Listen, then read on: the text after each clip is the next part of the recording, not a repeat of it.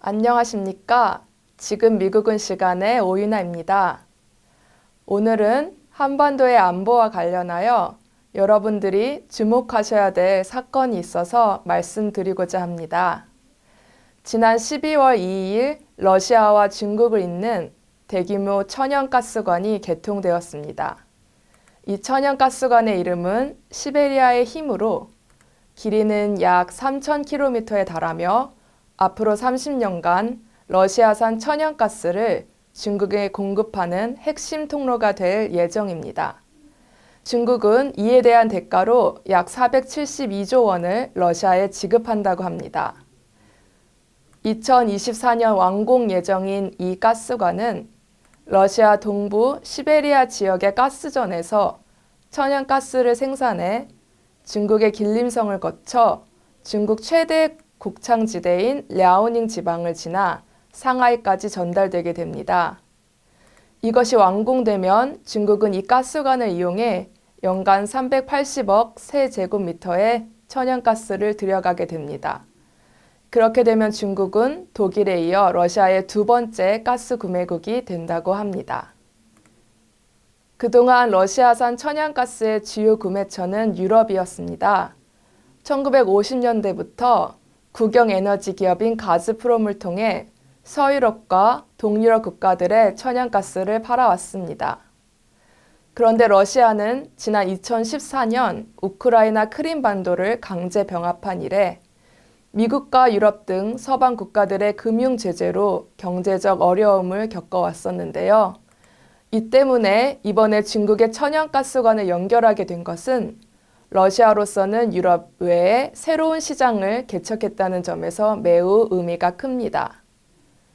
그리고 중국은 미국과 1년 넘게 무역 분쟁을 겪으면서 에너지 자원 확보가 절실한 상황이었는데요.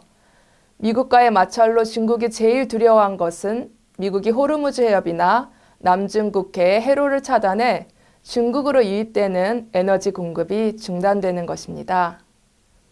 중국은 특히 중동의 에너지 의존도가 높은데요.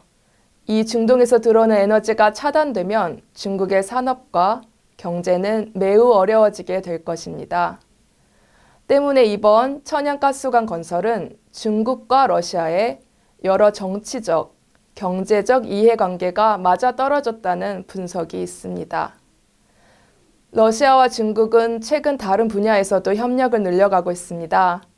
푸틴 대통령은 이날 천연가스 개통식 화상회담에서 시진핑 주석과 함께 양국이 교역 확대를 논의하고 있고 2024년까지 교역 규모를 2천억 달러로 확대하는 것이 목표라고 말했습니다. 주요 매체들은 러시아와 중국이 협력을 강화하면서 미국이 주도해온 세계 질서에 새로운 도전이 될 수 있다는 관측을 내놓고 있습니다.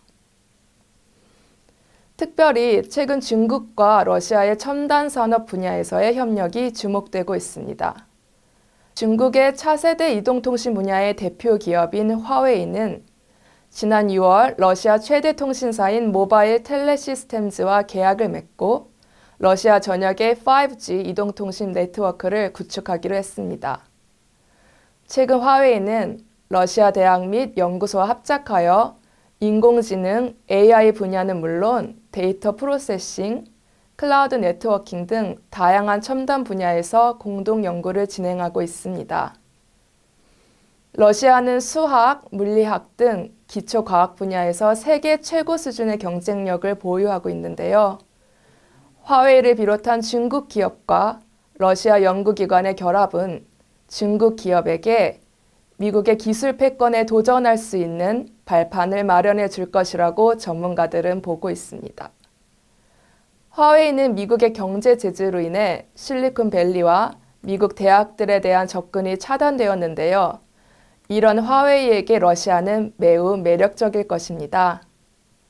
지난 수개월 동안 8개의 러시아 대학 및 연구소와 화웨이는 공동 연구 프로젝트를 출범시켰습니다.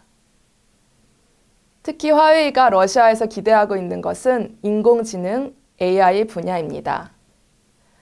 화웨이는 5년 내 10만 명의 개인 개발자와 100개의 소프트웨어 회사, 20개의 대학을 묶어 새로운 AI 생태계를 만드는 것을 목표로 하고 있습니다.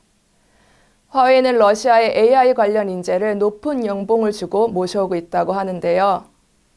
아사히 신문에 따르면 화웨이가 올해 러시아에서 채용한 한 대학 졸업생의 경우 1,500만 루블, 약 2억 8천만 원의 연봉을 받는다고 합니다. 지난 2월 시진핑 주석과 푸틴 대통령은 2020년과 2021년은 중러 과학 기술 혁신 협력의 원년이 될 것이라고 선언했습니다. 이런 첨단 산업 분야의 협력뿐만 아니라 우리가 더욱 주목해야 할 것은 최근 중국과 러시아가 미국에 맞서 긴밀한 군사 협력을 넘어 군사 동맹 체결을 검토하고 있다는 것입니다. 중국과 러시아가 군사 동맹으로 격상하려는 이유로는 미국의 아시아 태평양 지역에서의 중거리 미사일 배치가 직접적인 배경으로 작용했다는 분석입니다. 군사 동맹이 실제 체결된다면 한미일 삼각 공조 체제 등 동북아시아 안보 환경에 큰 변화를 초래할 전망입니다. 중국과 러시아는 그동안 군사 협력을 하면서도 군사적 동맹 관계는 부정해 왔습니다. 하지만 최근 미국이 러시아와의 중거리 핵전력 조약 INF를 폐기한 뒤 아시아 지역의 중거리 미사일 배치를 검토하고 있습니다. 이 INF 조약은 로널드 레이건 미국 대통령과 고르바초프 소련 공산당 서기장이 1987년 합의한 양자 군축 조약입니다. 이 조약으로 소련과 미국은 사거리 500에서 5,500km의 모든 지상 발사 및 순항 미사일을 폐기했습니다. 그런데 푸틴 대통령이 지난 2008년부터 중거리 순항 미사일을 다시 개발하면서 조약을 위반했고 결국 트럼프 대통령은 지난 2월 INF 조약 탈퇴를 선언하며 8월에 이 조약이 종료되게 됩니다. 미국의 INF 조약 탈퇴 배경에는 중국 미사일이 있습니다. INF 조약국이 아닌 중국은 엄청난 예산을 들여 중거리 미사일을 개발했고 아시아의 화약고가 되고 있습니다. 중국은 중거리 미사일 500에서 1150발과 핵탄두 280개를 갖고 있습니다. 중국이 건국절인 지난 10월 1일 천안문 광장에서 공개한 둥펑26과 둥펑21D는 한미일 모두의 위협입니다. 둥펑26은 괌까지 날아간다에서 괌 킬러로, 둥펑21D는 항모 킬러로 불립니다. 이 미사일들은 중국 동남쪽에서 백두산 인근까지 배치되어 있는데요. 백두산 인근에 배치된 둥펑21D는 한반도 유사시 한국을 돕기 위해 오는 미국 항공모함을 겨냥하고 있습니다. 이것은 사격 가능 범위가 3,000km로 일본 군함이나 일본 본토까지 공격할 수가 있습니다.